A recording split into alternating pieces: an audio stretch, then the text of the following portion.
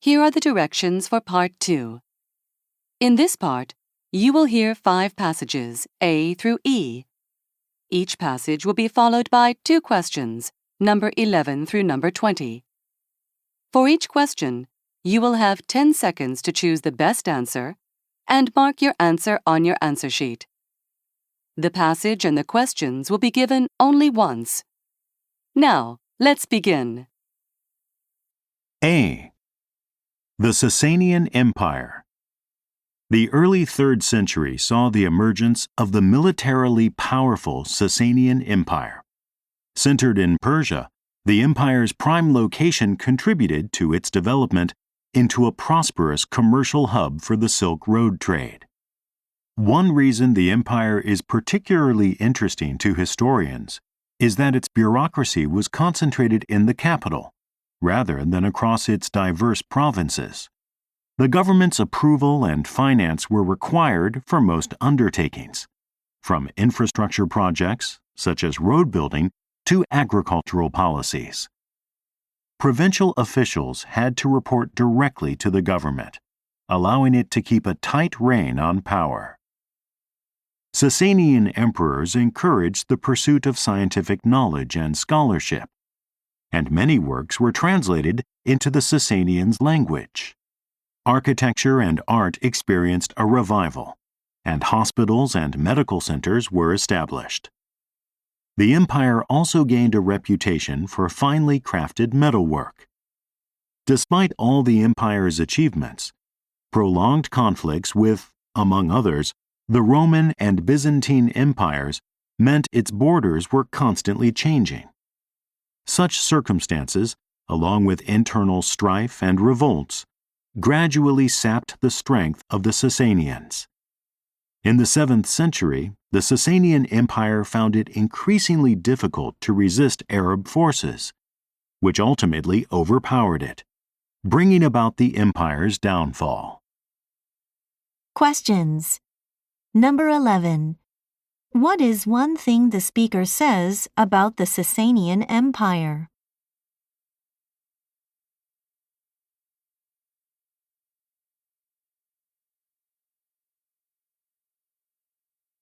Number 12. What was one issue the Sasanian Empire faced?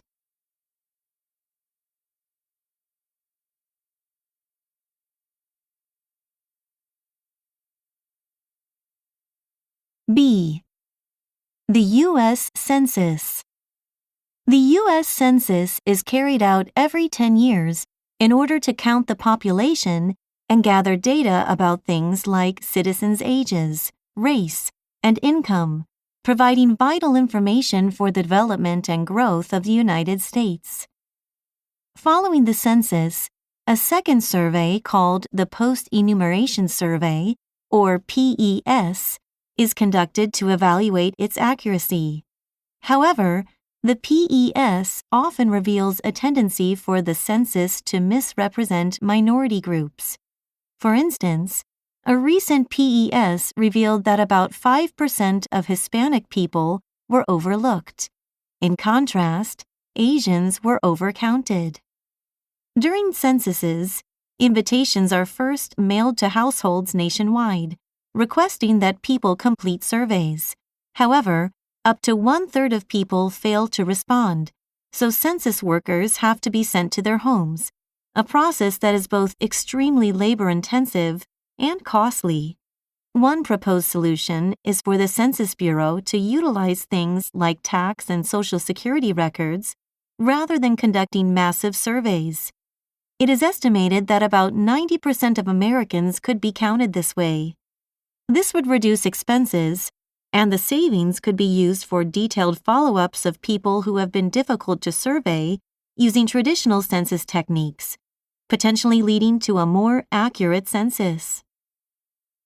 Questions. Number 13. What has the Post-Enumeration Survey revealed in recent years?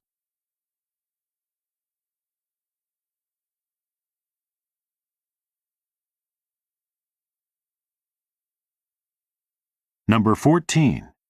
What is one possible solution to the census problem?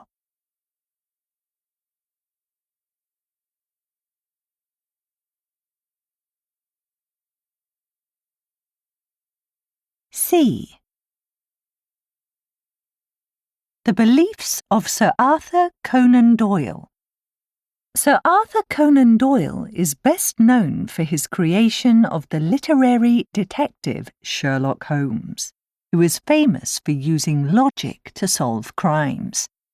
Conan Doyle trained as a doctor, and his scientific knowledge is evident in the techniques used by Holmes. Therefore, it is surprising that Conan Doyle was also an avid follower of spiritualism, which is the belief that the spirits of the dead can communicate with the living. He took spiritualism very seriously, even stating that he would be willing to sacrifice his literary career if that meant more people would believe in it. Many people assume that Conan Doyle's belief stemmed from a desire to contact the spirit of his son, who died in 1918. However, he had written essays on the subject many years before his son's death. Interestingly, he never allowed his spiritualist ideas to influence the character of Holmes. While Conan Doyle spent much of his life trying to persuade others that supernatural powers were real, Holmes remained a skeptic throughout his adventures. In fact, Holmes often used his analytical methods to prove that supposedly supernatural happenings were simply the result of human actions. Questions. Number 15. What is one thing we learn about Sir Arthur Conan Doyle?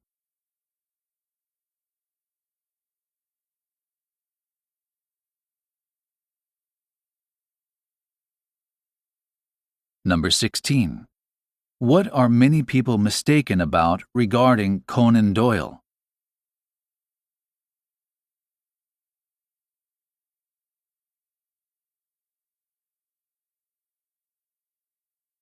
D. Map traps. In the past, maps were occasionally published with incorrect information. These were not always accidents, but sometimes deliberate attempts by map makers to detect unauthorized copying of their work by other cartographers. Known as map traps, these took many forms. They included, for example, misspelled names, misshapen geographical features, or fictitious places. If a new map was then published with any of these irregularities on it, the original creators had grounds to take legal action against the copyright theft. A notable historical example of a map trap is the town of Agloe, supposedly in the state of New York. Years after it was made up by General Drafting Company, it appeared on another company's map, which prompted them to sue for plagiarism.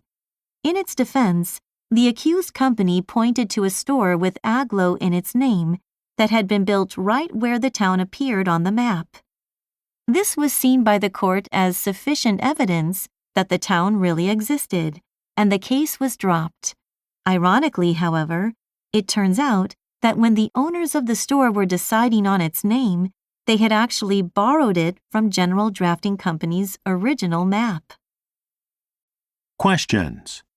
Number 17. Why did some map makers add incorrect information to maps?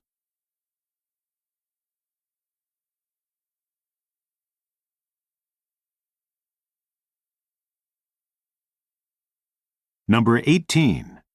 What was true about the town named Agloe?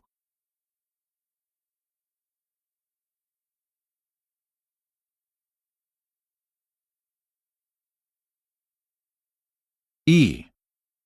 A look at laziness. In today's health-conscious society, the benefits of physical activity are widely understood and acknowledged. Yet, despite medical professionals and fitness experts' constant reminders of the importance of exercise and the health risks that come with physical inactivity, people seem drawn to sedentary behavior. To many people, lazing on the couch after a day of work is more appealing than jogging or working out. From an evolutionary standpoint, this paradox makes sense because conserving energy would have allowed early humans to hunt, gather food, and evade predators more efficiently. In 2018, researchers in Canada conducted a study to better understand people's tendency to avoid physical activity. The researchers monitored participants' brain activity while showing them computer images depicting either physical activity or relaxation. As the images appeared, participants had to move an avatar toward the active images and away from the relaxing images as fast as possible. To the researchers' surprise, moving the avatar toward the active images required the participants' brains to work harder. The researchers say this need for increased resources suggests laziness could result from how our brains are inherently wired, rather than from a lack of willpower. Questions. Number 19. What does the speaker suggest about conserving energy?